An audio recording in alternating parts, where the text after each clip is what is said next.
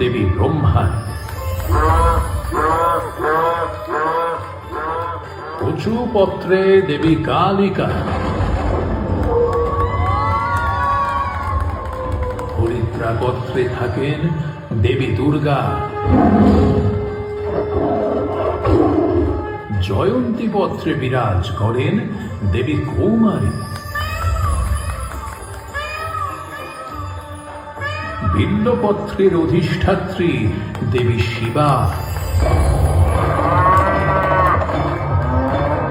আবার দারিম্ব অর্থাৎ ডালিম পত্রে থাকেন দেবী রক্তদন্তিকা, অশোক পত্রে বিরাজ করেন দেবী শোকরহিতা, তেমনি ভয়ঙ্করী চামুন্ডা বিরাজ করেন মানকচু পত্রে, এবং সর্বশেষ পত্র ধান্য পত্রে বিরাজ করেন সৌভাগ্য প্রদায়িনী দেবী লক্ষ্মী।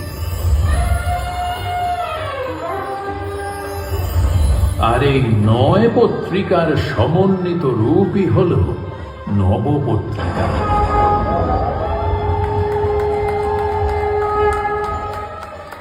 ওই দেখুন রঘুনন্দন, পূর্বের উদিত সূর্য জানান দিচ্ছে সপ্তমী তিথির সূচনার।